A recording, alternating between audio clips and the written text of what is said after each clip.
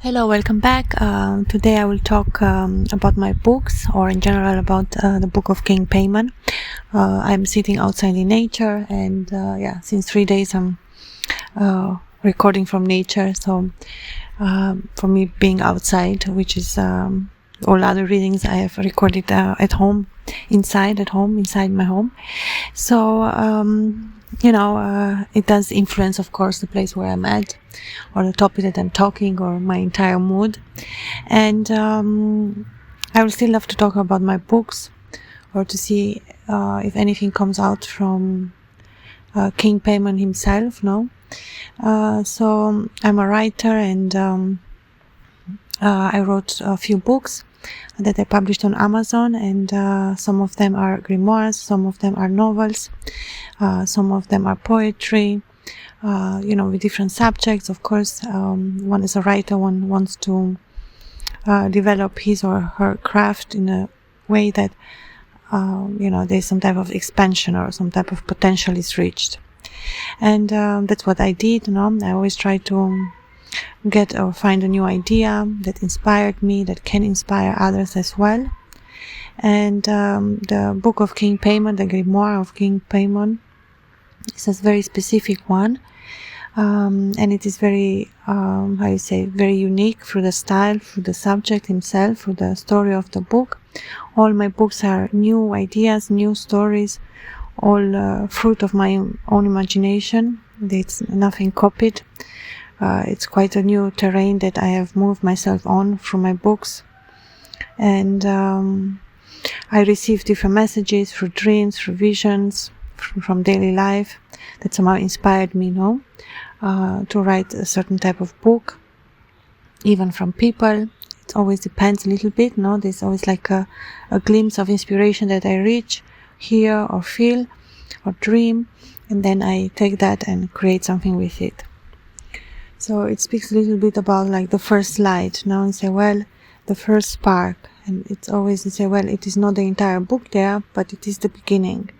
And once one can realize the idea, and one knows and has the confidence that one can do it, and then one puts the work, it is finally materialized or realized into that thing or object or whatever, the work has been done on.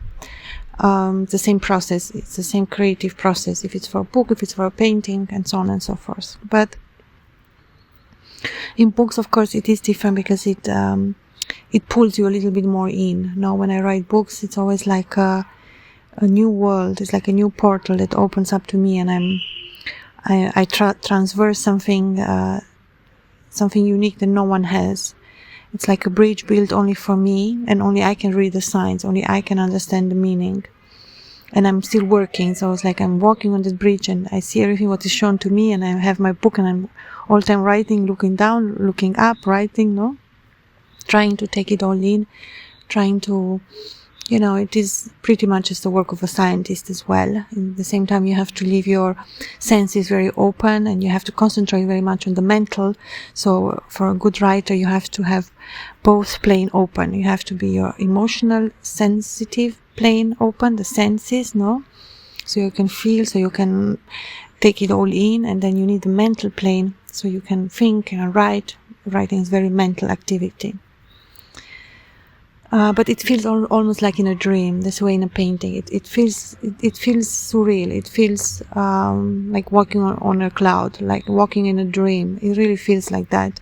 That's why when it's finished, the book, after you wrote it as a writer, you look at it and it's like, I don't even remember writing this, because it is like in a dream. You remember some parts, and sometimes the other parts you don't remember. But you've done it, so it's a little hypnotic. The work is hypnotic when you work on a book. It really draws you in. And that is actually a good sign. It shows that the book is good, and it has this quality that is going to draw others to it as well. Books are magical. That's why I think people don't really understand. Books are magical, and it does make a difference what you read. There are some things I don't like to read at all, but it's quite interesting, because we say, well, in a newspaper you have the normal words, the normal sentences used, but it's nothing, it is literary in some way, but it's nothing artistic about it. And then as a writer, you have to take the tool, no, which is the written language, the spoken language, the words themselves, no, and then you create some type of art with them. When you write big books, it takes a lot of you, no? So, well, the Dada, the Surrealism, were taking sentences or words or letters from the papers, and they will cut them out and they will create a sentence or some type of poetry that, but that shows it is quite a lot of work to create that. But our mind somehow, surprisingly, is able to move that fast through that amount of words, amount of work, amount of pages. So for a writer, you have to be detailed in the every little letter, point that you have there. So very, very detailed work. At the same time, you work on a big manuscript, so you have to have very open ranged mind. So it's like, if you think of a mirror, as we always talk about King Paimon and the mirror magic that he teaches, you have to have, like, you're in the middle, you have one mirror on the left, one mirror on the right, and still one in the front, what is going to be shown to you, and then one in the back, which is your experience or your memories, what you carry. And you're really moving from all these mirrors and trying to get the right angle, no? The same in cinema, when the director tries to film a scene or stage, he has to know where the next frame is going to be, where the story is going to move, how it's going to be expressed through those images. The same way in a book, how I'm going to be able to express what I want through the words, how I decided the story goes on, and what is the purpose of the story, what is the message. You work on very, very different layouts, very, very many different layers, many different levels. So the work of a writer is quite amazing, It needs a lot of skills. It's not only the skill of, I'm talented with the words. No, mentally you are really working with the labyrinth of mirrors. But somehow, it works out. Seems complicated when I try to express how it is, but I think it's natural. It happens naturally. It's not like I'm sweating. I enjoy it. I know it's work, but it works out. The brain is able to, my mind is able to work with all of that. My creative mind enjoys it. The grimoires are written in verse, so it's not prosa, it's not sentences, it's not like in the novels, but it is verses. It's very beautiful because it has a way that it flows like a river through the pages. It has a certain rhythmus to it, and that creates the different the different melody, the different cadenza is called, the cadence in the sentence, where each word ends. There is a certain rhythm to it. So I was working on the body of the book as well. And then, of course, the most interesting part, the story. What is the story about? And King Paimon's story, the King Paimon Grimoire, is a very interesting story. It speaks about King Paimon, who is a figure almost cloaked in shadows, cloaked in symbols, cloaked in mystery, in darkness, in shadow. One doesn't really know who King Paimon is. And I opened the door and I wanted to reveal more about King Paimon. Well, first, from the name, he is a king. He's a very powerful, very good king. He is a king, and he's a magician of the north. At the same time, magician of the west. He has his dominion, he has his power, he has his authority. He represents the darkness. And then in these recordings, I opened up more, to speak about what darkness means, what the abyss means, what is the silence, what all these domains can teach us, what are the lessons from there, what is the power. They do carry a lot of power. And King Paimon teaches about that, how one can govern himself through that power, but the correct type of power, how one can reach and discover their own genius, how one can empower themselves throughout their life, how one can be, what it means to be king, what is truly the meaning of being a king. And that's what Paimon teaches. And the book has the story. It starts with King Paimon talking, where he says, "Don't walk away from me. The abyss may whisper." It's very like the abyss represents this extreme power.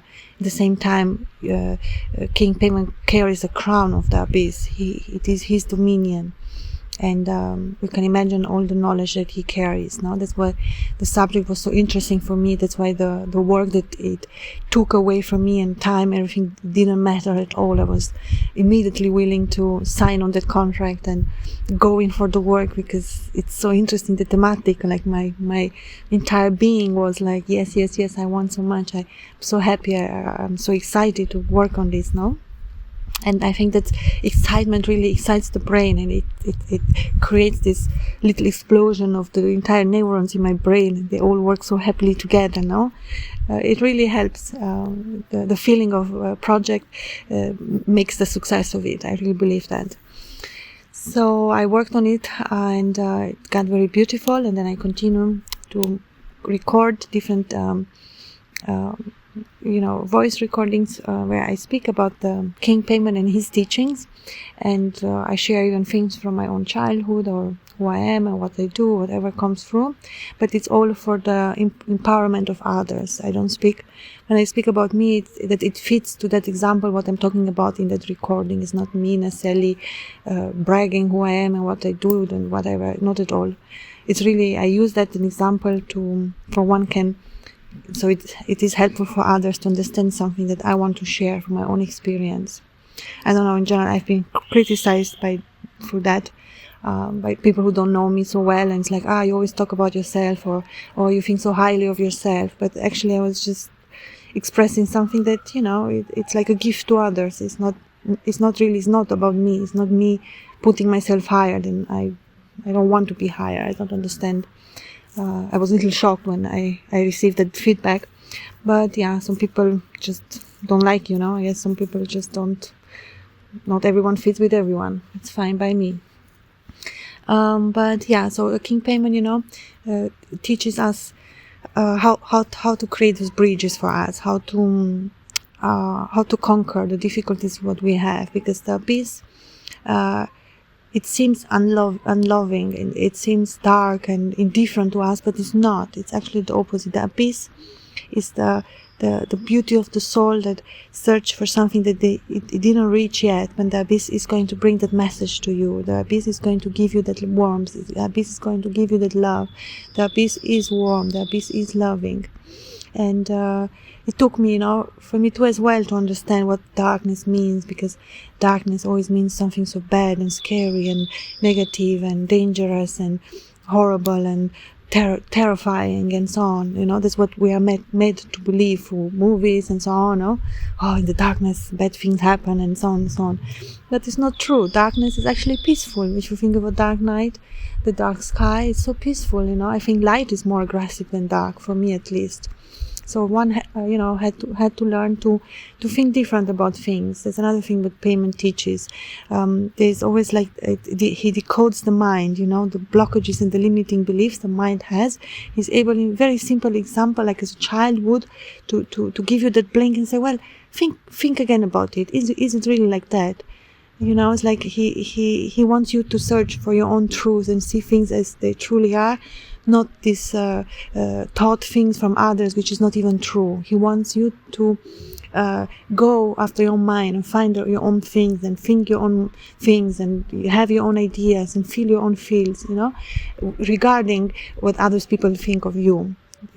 Going back to my example, which is part of this recording to message, to say it doesn't matter what others believe. The more good you do, they will not like it. It doesn't matter. It only matters what you think of yourself, And that comes out through the book as well. The way you read the book and you'll see the energy of King Paimon, you will understand. It will open your eyes and say, well, this is what means to be in power. This is the correct way to be in power. Because, for example, King Paimon says, bow your head to me. Bow your head to me. And it's like some person will come to you and say, why should I bow my head to you? Be aggressive against King Paimon, but it's just a form of respect. King Paimon is not asking nothing wrong.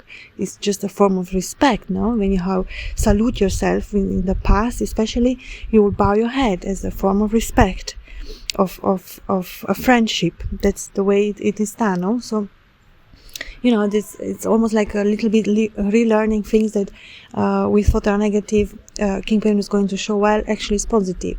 Or things that don't fit together, King Paimon will show you, well, actually they fit perfectly together, even if they are totally different. And it's really a pleasure for the mind. It's a relief for the mind. It's an opening of ways that the mind has been closed in. Our mind is closed, blocked, limited. It's like a little cage around it, and it's not able to be shown the light to it, no? And this is the way King Paimon works. So he is the feeling of King Paimon when you work with him, because King Paimon, if you want to read more about him, he is a image of the occult. He is a magician, as I've said. So he is a real magician, and he has real magician power. It is not fantasy. King Paimon really exists, no? It's like to say, well, he's not here in this time and space, but he was in the past, and he left some things behind him, and now he still exists, because King Paimon is eternal. And my book too is part of that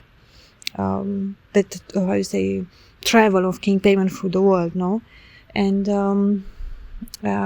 so it is almost like if you have a river, there is a boat that waits for you to get in, and then King Paimon is going to show you something.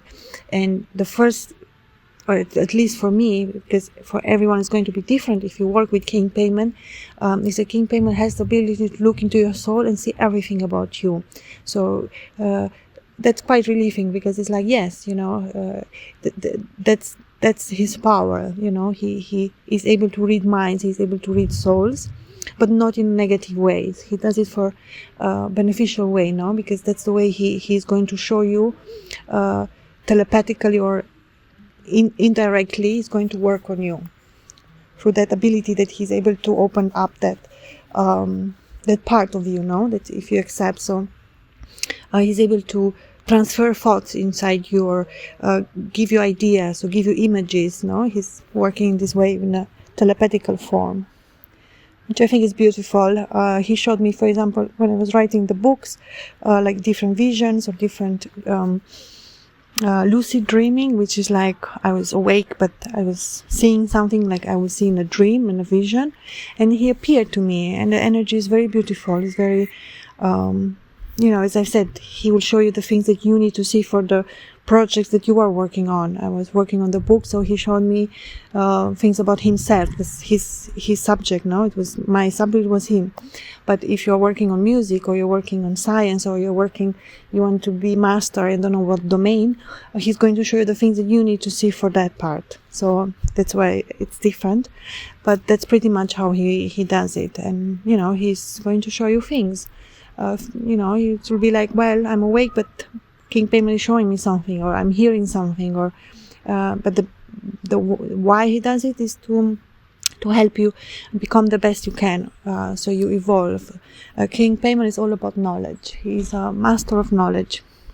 He knows many things, and he's a beneficial character. King Paimon is a good king. He's not dangerous in any way, and if who knows, if he has a bad reaction to someone, maybe that person did something, no? So it's like, well, you have to know with your own soul what you're going to reach and what you're going to do. That's each one their own way on work. So to say, well, you have to have some type of, not some, but real purity in your soul and good intention, so things can work well. Otherwise, King Paimon is not going to help. He's not going to work with you. For sure not. For me, it was very helpful when I was writing the book, and in general, it changed a few things inside me, the way I talk, the way I believe in myself, the way I work on my books. So it was very beneficial. And, I still ask King Paimon to teach me about art and science, other subjects that I'm interested, not only in the writing books, no, but I'm interested in time travel. I'm interested in really futuristic things. I'm interested in, and he started to show me things like that, because as I said, he looked into my soul and he read it, and he knew even more. He knows even more of me than I know of me, He was able to understand what I like and what I want to know, and what's like my soul purpose and why I'm here, and so on and so forth. And it's quite interesting, that he showed me those parts. And sometimes you realize long after he made something for you, you will understand, you understand even more the actual help that he gave you. And I even wrote a book which was inspired by a vision by King Paimon showed me. It's called The Black Cube, where I was just in my room and I was lucid dreaming, and he showed me just this cube. First he showed me like a little cube, but he was just floating in the air, and it was just, I was so focused on it. It was like so hypnotic, this black cube. I didn't understand, what is the black cube? Why is he showing me this? What's the meaning? And King Paimon really lets you struggle a little bit with ideas, like, because you have to work with your own mind, And then I got inspired by it, and I wrote a dystopian futuristic book called The Black Cube, which is inspired by the idea of King Paimon. He helped me with the new book idea. I will just, advise you to, of course, try to connect with King Paimon. The way you do it, you speak in your heart, in that silence, he listens in that silence. Even the things that you don't want others to know, King Paimon listens and hears you, if that's what you want. And he will, listen even to those darker parts of your soul that maybe you're ashamed or you have difficulties with, and he will help you there as well. Or you want to work and be better in your subjects or in your work, and you need help, please help me master my craft, be better, or I have this interest in this subject. And King Paimon will definitely help you, because he's all about knowledge. So if you are a person who loves knowledge and wants to learn and wants to get better and so on, King Paimon is definitely a great power, that he can help with. And I do recommend the book. I think it's a very beautiful book. My grimoire, King Paimon, Lord of the Endless Silence, the Lord of the Abyss, is published on Amazon International. You can order wherever you are in the world. It can be brought to you at your home. And it's a large book, so expect a large book. It's a few hundred pages or 700 pages. Well, the writing is a little big on the page. I will try to make it a little smaller, so it's a little less pages, so it's a little less heavy book, but that's the way it is now. And I love it so much. It's really great to enter in the energy of King Paimon, learn about the history of King Paimon, but it is a story written in verse, so it is a literary work. It is really a book, a real novel, a real grimoire. It's not a historical book or I just speak. It really has literary value. It is a real grimoire. It is a real magical book, my book of King Paimon. And I do invite you to buy it. I have written other grimoires as well. I have really 8 or 9 grimoires. I have the grimoire of Buea, Gusion, Citri, Vapula, Barbatos, Asmodeus, Lilith, Lerage, and Vine, which is a grimoire combined with prosa. And and I have many other books as well. If you're interested to see all my list, you can check in my description, my channel. There you have my author page on Amazon, or you can just put in Amazon Anais Giulia, my name, and then you're going to see all my books. And I invite you to read from my books if you enjoy reading, and give it a try. I'm sure you'll love it. My books are beautiful books, and they will teach you something new. They will give you something. They will bring you further on your journey, for sure. And thank you so much for listening. I will record another time. Until next time, see you. Bye.